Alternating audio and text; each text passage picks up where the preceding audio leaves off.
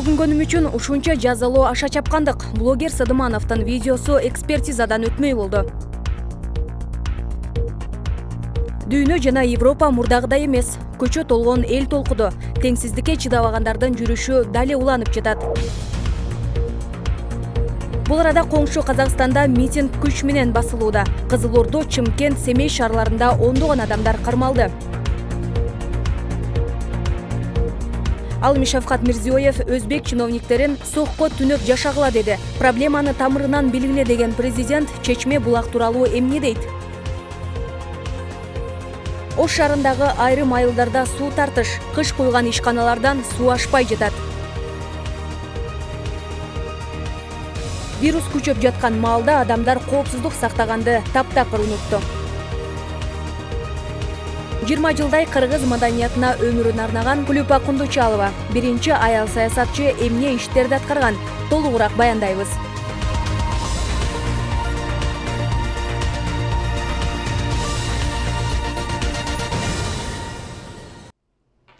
Аты жөнүм Айганыш Туратбек кызы, саламатсыздарбы? Адегенде үрөй учурган видеодон баштайлык. Украинанын Запорожье шаарындагы менчик бала бакчасынын ээси 1 жаштагы кызды жаздык менен тумчуктуруп өлтүрүп жаткан видеосу тарады. Окуя 29 майда болуп, жерине чакыртылган тез жардам кызматы наристенин каза болуп калганын аныктаган. Ошол эле күнү укук коргоо органдары 51 жаштагы бала бакчанын ээсин камакка алган. Тасмада аял наристени алгач диванга жаткырып, бетине жаздыкты жаап туруп байлап, андан соң башка бөлмөгө көтөрүп кеткен. Кылмышка шектүү наристе тынымсыз ыйлаганын жана кусуп жибергенин айтып актанууга аракет кылган. Аял видеонун жарымын жок кылууга жетишкени менен башка жакта сакталып калган видео аркылуу ага адам өлтүрүү беренеси менен кылмыш иши ачылды. Кайрадан Кыргызстандын өзөндөгү кабарлардан Ысык Көл облусунун Каприз пансионатынын ичинен жол тандабас автоунаасы фонтандан секирип өтүп, жолдун четиндеги тосмолорду жана отургучтарды талкалагандыгы боюнча видео тасма жарыяланды. Анда пансионаттын эс алуучусу өзүнүн Mercedes-Benz үлгүсүндөгү автоунаасы менен фонтандын үстүнөн жогорку ылдамдык менен секирип өтүп, андан кийин аллеянын четиндеги тосмолорду жана отургучтарды сүзгөн. Милиция кызматкерине 21 жаштагы айдоочу фонтанды көрбөй калганын айтып, күнөөсүн мойнуна алган. Бул арада дагы бир эреже бузган айдоочу кармалды. Буга чейин интернетке күзөтчүнүн будкасын талкалап, андан соң кол салган айдоочунун видеосу тараган. Аны издеген инспекторлор акыры кууп отуруп, кемин жактан кармашкан. Качкан айдоочу 30 жаштагы киши экени айтылды. Текшерүү учурунда анын мас экени аныкталган.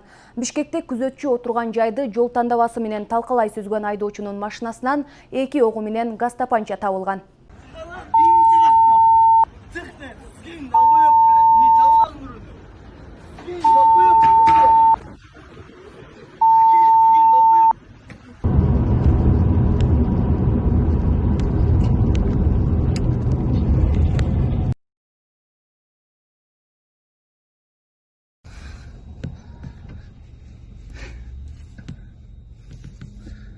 Оштогу Акбура дарыясына агып каза болгон 18 жаштагы жигит сүрөткө түшөм деп жатып сууга кулап кеткен.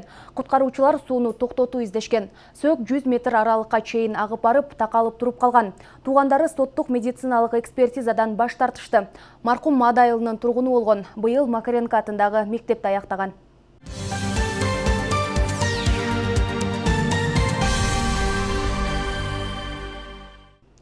Башка кабарлардан Соктогу окуя кыргыз эли менен болгон достук мамилеге залакасын тийгизбеши керек. Бул тууралуу Өзбекстандын президенти Шавкат Мирзиёев Фергана облусуна жасаган иш сапарында айткан. Ал эми Соктун эли жаман деп жаткан премьердин орун басары Ачылбай Раматов өзү ошол жакта жашап көрсүн деди. Андан соң өкмөт башчы Абдулла Ариповдун өзү кайрылып 1 жыл бою бир да чиновник сокко басып келген эместигин айтты. Мирзиёев чек арага жакын аймактарды жакырчылыктан чыгаруу менен бул маселе чечилет деген сөзүн айтты. Бул арада Өзбекстандын Сох районунун тургундары президент Шавкат Мирзиёевке кайрылып, Кыргызстан аркылуу коридор ачып, Чечме айылындагы булакты кайтарып берүүнү талап кылышты. Бул тууралуу видео социалдык тармактардын өзбек сегменттеринде тарады. Сох районунун тургундары булак аларга тиешелүү экенине ишенимдүү белгилешип, булагыбызды кайтарып бериңиз деп сурашты. Мындан сырткары кыргыздарга саткан жерлерибизди кайтарып алуу керек. Бизге коридор ачып бергиле. Биз анклавадан чыгуу үчүн постон акча төлөп ачууга мажбурбуз деп айтышкан алар. Kırgızlarga sotka yerlerimizni qaytarib olishimiz. Hamma shuni talab qiladi. Asosiy maqsadimiz so'qqa koridor berish. Boshqa hech narsa emas. So'qqa koridor berish o'zimizga O'zbekistonning moddiy boyligi bo'lgan yerlarimiz, Chashma bulog'imizni qaytarib olish. Uchinchidan, so'q ahvolini shu kunga yetib kelgan. Бұл арада коңшу Қазақстанда тынч эмес, бир нече шаарында тынч жыйындар жөнүндө мыйзамга наразылык билдирүү үчүн митингге чогулган ондогон адамдар кармалды. Нур-Султан каласында полиция акция өтөрү айтылган аянтка эрте келген 10 чукул кишини кармап кеткен. Полиция аянтта коронавируска каршы дезинфекция иштери жүргүзүлө турганын жүйө келтирген. Алматы шаарында да полиция жолду туруп, өлкөдө тыюу салынган Көчө партиясынын митингге чыккан ондой мүчөсүн алып кетти. Кызылордо, Чымкент, Семей шаарларында да ондогон адам кармалганы кабарланууда.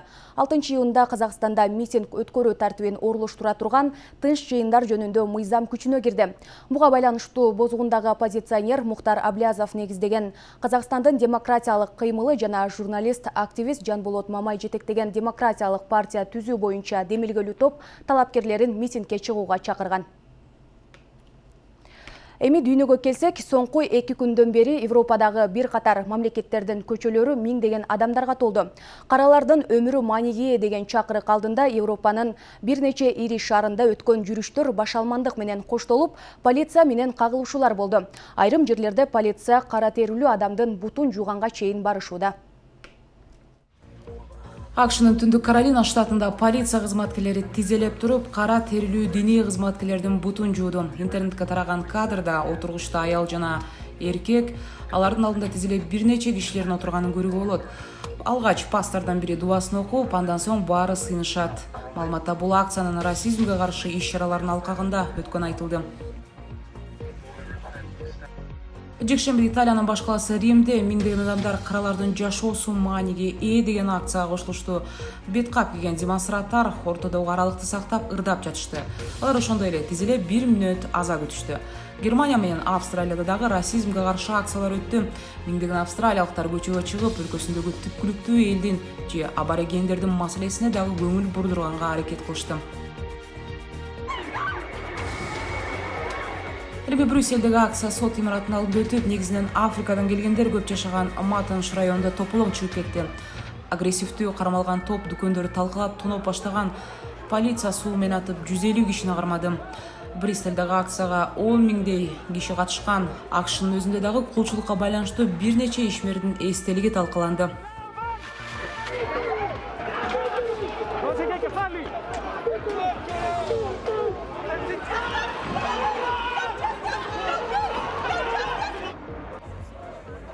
Бул арада Берлиндеги акцияда 15 миңдей киши катышып, тынч маанайда башталган. Темир жол станциясына жакын жерде полицияга ташып, арты башаламандыкка айланды.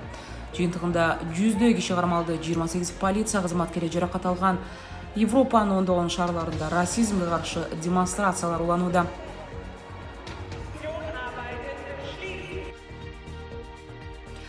Джон Хопкинс атындагы университеттин системалуу изилдөө жана инженеринг борборунун маалыматына караганда, дүйнөдө вирус жуктуруп алгандардын саны 7 миллиондон ашты. Анын ичинде 402 миңден ашуун адам COVID-19 илдетин жеңип чыга албай каза болгондор. Учурда вирус 200 өлкөгө жайылды жана ага каршы вакцина табыла элек.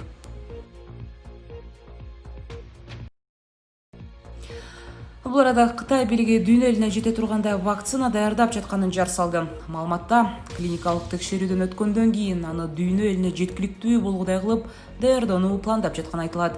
Учурда Кытай өлкөсүндө вакцинанын 5 алардын айрымдары текшерүүдөн өтүүдө. Аны жасоодо басым коопсуздукка, натыйжалуулукка жана жеткиликтүүлүккө багытталган. Бул маалда Элмир Сыдымановдун сөздөрүндө кастыкты козутуу барбы же жокпу экспертиза аныктамай болду. Буга чейин Инстаграмдын жылдызы болгон блогерди прокурор 7 жылга абакка кесүүнү сураган. Бирок анча жыл түрмөдө отургудай кылмышкер эмесмин деген Сыдыманов айрым басылмаларга берген маегинде сөгүнгөнүм үчүн ушундай жазалоо бул аша чапкандык деп эсептейт. Жодар Бузумов улантат. Сыдыман деген ысым менен таанылган блогер Элмир Сыдымановдун бүгүнкү соттук отуруму саат 10:30 белгиленген. Бирок сот процесси башталар алдында журналисттер анын пикирин алууга жетишти. Ал өзүнө коюлуп жаткан айып менен макул эмес. Болгону ал жерде бекинип алып, атайылап каралап жазган интернет колдонуучуларына гана эмоционалдуу жооп бергенин айтууда. Жок, мен 313-беренени мойнума албайм, анткени мен элди экиге бөлүп, элди экиге кырылыштырайын деген ой пикирим жок болчу. Ал жерде өзү видеодо да көрүнүп турат. Мен хейтерлерге деп аткан болчумун, жана начар сөз жазган адамдарга деп аткам. Бирок күнөөмдү мындай жазасын тартып, сөгүнгөн үчүн ыплас сөздөр менен айтып, ушунун баардыгына көңүл бөлгөнүм үчүн абдан кабатыр болуп, азыр башкача ой пикирлер уже ойдо жүрүп жатат. Бүгүнкү соттук отурумда соттолуучуга акыркы сөз берилип, өкүм чыгаары алдын ала кабарланган. Буга тынчсызданган блогердин жакындары, достору жана колдоочулары келишкен. Алардын арасында ырчы Анжелика дагы бар. Баланын өзгөргөнүн көрүп атабыз, баардыгыбыз эле жакшы сөздөрдү айтып атат. Дагы да болсо кечүүнү видео кайрылуу жасады, кечирим сурап. Мен айттым, эми сен жылмайгаңды эле ар кандай түшүнөт экен дедим. Бирөө жыргап атат, бирөө шылдыңдап атат дейт. Кайра эле баягы боюнча дейт.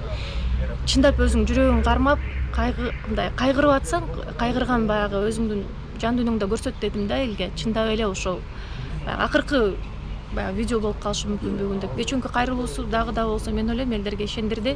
Ошол эле түштүк жергесинде менин эң жакын досторум учурунда ошол сыдыманды камагыла, кармагыла, мындай тигиндей деп жазгандардын баардыгы кечирдик деп атышат. Азыр мына постторду киргизип атышат. Ошентип бир аз убакыт өткөн соң сот отуруму да башталды. Бирок соттук отурум жабык жүргүзүлүп, журналисттердин катышуусуна тыюу салынды.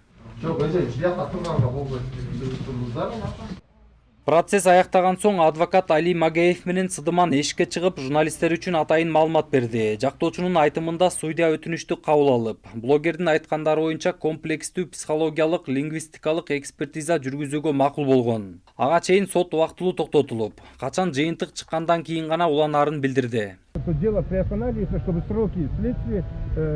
Биз сотко өтүнүч киргиздик. Судья биздин өтүнүчтү кабыл алып, Сыдымановдун сөздөрүндө кастыктык козутуу барбы жокпу дегенди аныктоо үчүн комплекстүү экспертизага бермей болду. Качан анын жыйынтыгы чыкмайын, ошондо сот иши уланат. Ага чейин сот убактылуу токтотулду.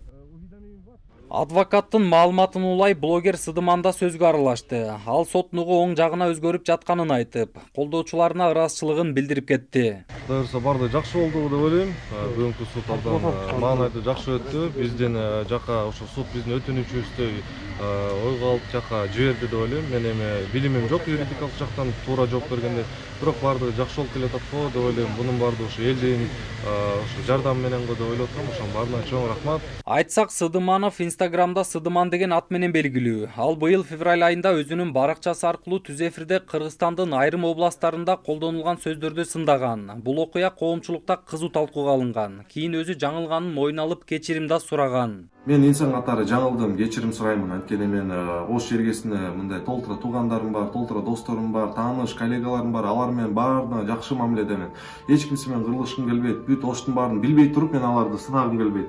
Бул жерден туура эмес видеонун орто жерин кесип туруп, эл журтка таратып, көптөгөн массовый түрдө муну Инстаграмда жарыяланып кетти. Сыдымановдун мына ушул сөзү үчүн ага иш козголуп, жазык кодексинин 313-беренеси аймак аралык кастыкты козутуу боюнча айып коюлган. Буга чейинки соттук отурумда прокуратура блогерди сот залынан камакка алып, 6 жылга эркинен ажыратууну соттон суранган. Ал эми Сыдымановдун апасы президент Сооронбай Жээнбековго кайрылып, уулу кастыкка чакырбаганын айткан жана анын ишине калыс көзөмөл жүргүзүүнү өтүнгөн.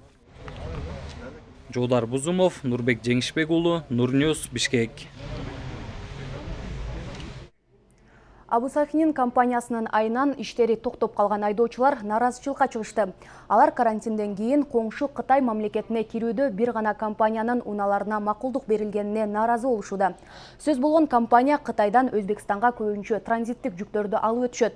Айдоочулар жергиликтүү бийлик өкүлдөрү бажы кызматына, чек ара кызматтарына түшүндүрүү иштерин жүргүзүшсүн дешүүдө. Жүргүзсүн деп буга чейин 3-4 жолу зам губернаторга келгенбиз. Ал мен контролдойм, күнүнө 500 эл кирсин, анан Абу Сахин өзүнүкү кирсин, биз ченем коюп беребиз дешкен. Бирок ал иш жүзүн ачпайт. Бүгүн ошону дагы айтканы мына эл чогуу эле, эл да чыдабай чогуу эле келели деп баары чогуу келишти, губернаторга биз деле айтайлы деп келишти.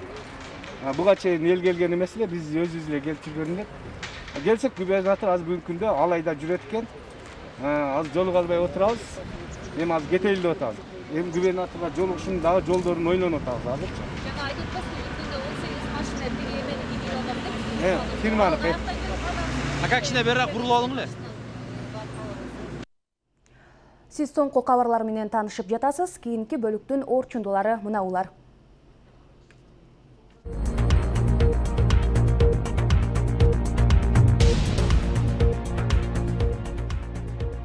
Ош шаарындагы айрым айылдарда суу тартыш, кыш куйган ишканалардан суу ашпай жатат. Вирусту кайдан жуктурганын билишпейт. Вирус күчөп жаткан маалда адамдар коопсуздук сактаганды таптакыр унутту.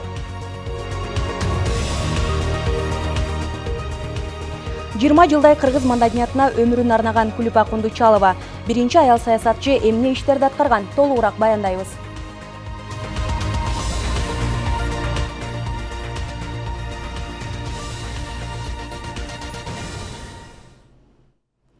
Нарын облусунда 67 жаштагы аял коронавирустан каза болду. Бейтап оорусун айтпай үйдө жата берген.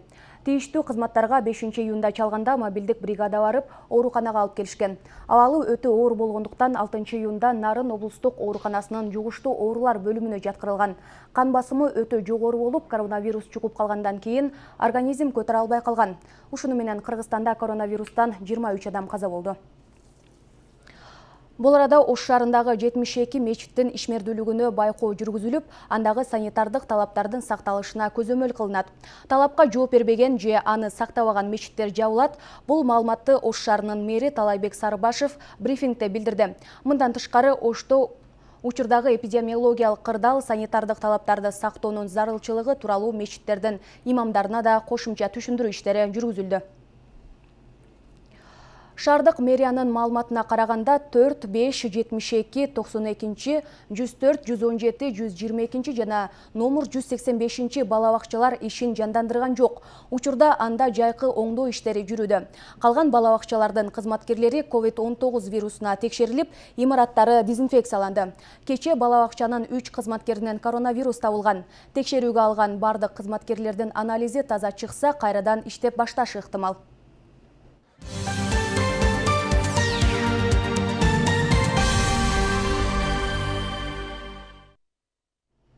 Ош шаарындагы айрым айылдарда 10 жылдан бери суу маселесин чечип берген бир да чиновник табылбай жатат.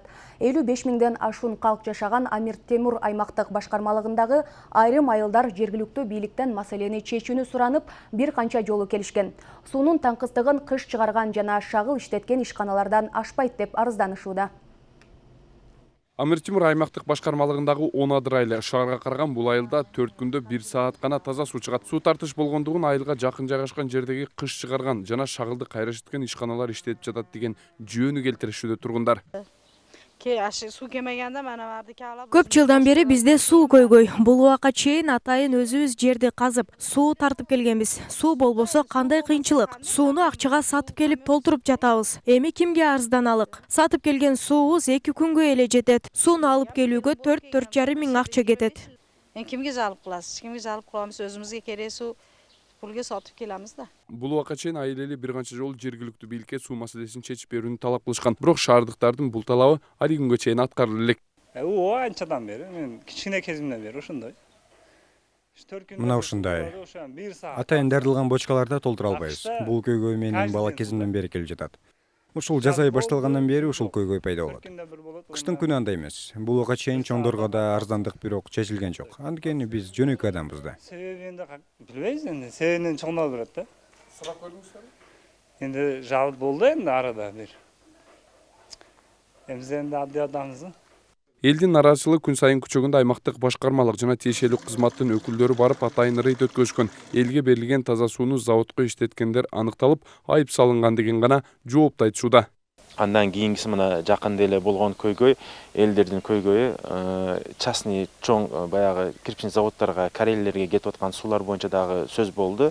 Бул боюнча рейдтерди уюштурганбыз. Да, действительно кирпичный заводдар баягы поливка деп туруп өзү 15 трубада алып кирген факттар да катталды. Андан сырткары кирпичный завод именно кирпич үчүн водовозда ташып аткан учурлар бар.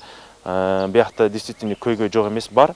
элдердин дагы мынау бактарга, башка сууга баягы килем жууш башталат жаз мезгилинде. Ошондой көйгөйлөрдүн негизинде ушу 3 айда көйгөй чыгып атат. Сууга жетпегендер завод ээлери тарабынан коркутууларда болуп жатканын жашырышкан жок. Шаардык бийлик болсо бул көйгөй ар үйгө сууну эсептөөчү аппараттар коюлган пландалып жатканын айтып, алар коюлгандан кийин баары жолго түшөт деп турушат. Азыр биз мэрия менен водоканал менен чогуу биргеликте ушул сууду проблемасын чечүү максатында элдерди сууду питьевой сууду туура пайдалануу максатында учетчиктерди 7000 учетчик именно Амир Темир муниципалдык аймактык башкармалыгына деп сатып алынды. Кудай буюрса ошо 20-июнда установка иштери башталат. Ошондо дагы биз ойлоп атабыз, кудай буюрса бир топ суу көйгөй чечилет. Себеби сууду туура пайдалануу. Элдерди сууду туура пайдаланса, убагында жапса, сууду ошо керегине алып, калгандарыны жапып кое турган болсо, учетчик менен кете турган болсо, суу эконом болот, анан калган элдерге дагы жетет. Онадыр деп аталган бул жайдагы жарандардын көйгөйү 10 жылдан бери дал ушундай талаш тартыш менен келе жатат. Бул убакка чейин таза сууну мыйзамсыз пайдаланган жеке жактарга 100 000 сомго чейин айып пул салынган. Таткашабдан Адлет Нушанбаев, Нурньюз.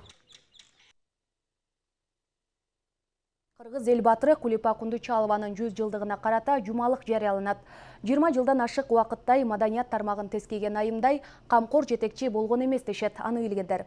20-кылымдагы Кыргызстандын тарыхында мамлекеттик жетекчи кызматка жеткен биринчи аял саясатчы тууралуу Ильяз Анарбай айтып берет. Кыргыздын атын алыска чыгарган инсандарыбыз аз эмес. Алардын бири Кыргызстандын тарыхында маданиятынын басып өткөн жолунда ташка тамга баскандай өз изин калтырган Кулипа Кундучалова. Көзү тирүү болгондо быйыл 100гө чыкмак. Анын 15-июндагы туулган күнүнө карата легендарлуу өмүр аттуу жумалыгы Алыкул Осмонов атындагы улуттук китепканада ачылды. Иш-чара өлкөдөгү эпидемиологиялык абалдан улам онлайн форматта өтөт. Анда Кулипа Кундучалованын басып өткөн жолу, жасаган иштери тууралуу атайын түз эфирлер, онлайн көргөзмөлөр, маданий иш-чаралар уюштурулмакчы. 22 жыл маданият министри болуп иштеген, ага чейин 5 жыл министрлер советинин төрагасынын орун басары, тышкы иштер министри болгон. Демек биздин маданиятыбыздын калыптануу жылдары ушул кишинин жетекчилигине туш келет. Кыргыз искусствосунун 2-чи декадасы ушул кишинин учурунда өткөн. Ошондон тартып маданиятыбыздын алтын доору, биздин адабиятыбыздын алтын доору ушу Кулипа Кундучалованын учуруна туш келет да. Ошон үчүн Кулипа Кундучалованын мааракеси бул мамлекеттик деңгээлде белгиленүүчү мааракелердин тизмесине кирген. Биз муну күз айларында белгилейбиз. Кызы Ирина Оролбаева апасынын кесипкөйлүгүнөн да, энелик сапаттарынан да үлгү алып чоңойгондугун, ошондой айылдан төрөлгөнүнө сыймыктанаарын айтат. У всех мама как мама. Мне очень повезло, конечно, что я родилась у такой мамы, что я родилась в этой семье такой. У меня Апабыз бизди көп жакшы нерселерге тарбиялады. Достукту баалоону, ага бекем болууну үйрөттү. Ошол маалда Бүбүсара Бишенелиева, Сайра Кийизбаева, Бакен Кыдыкеева биздин үйгө бат-баттан барчу. Апам да алардан кабар алып турчу. Ар бир маданият кызматкери менен тыгыз иштешкен. Бир гана жумушу менен чектелбей, үйдө да мыкты эне болчу. Тамакты укмуш жасаган десем көптөр ишенбейт. Кулипа Кундучалова улуттук маданияттын өнүгүшүнө зор салым кошкон ишмер катары тарыхта калган.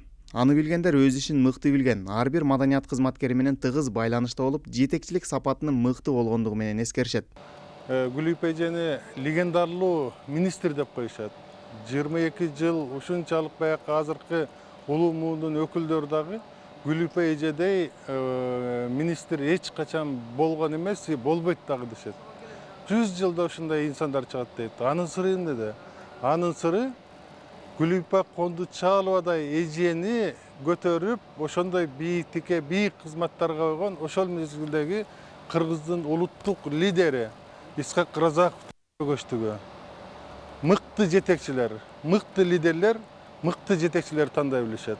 Кулипа Кундучалова 1920-жылы Чүй облусунун Аламөдүн районундагы Каражыгач айылында Кедей дыйкандын үй бүлөсүндө жарык дүйнөгө келген. Айылдык мектепте, андан кийин Фрунзедеги педагогикалык окуу жайында окуган. 1938-жылы окууну бүтүп, Куланактагы толук эмес орто окуу мектебинде 2 жылга жакын окуу бөлүмүнүн башчысы болуп иштейт. 1958-жылы Кыргызстандын маданият министри болуп 22 жыл иштеген. 2013-жылы 93 жашында жарык дүйнөдөн кайткан. Ильяз Анарбай уулу, Өскүн Жыроев, Нурньюз, Бишкек. Нур каналынын эфирден кеткен бардык жаңылыктары интернеттеги соц тармактарга жайгаштырылууда. Экранда көрүп жаткан даректерге катталыңыз жана ыкчам маалыматтардан артта калбаңыз. Мен болсо сиздер менен коштошом, амандыкта учурашалы.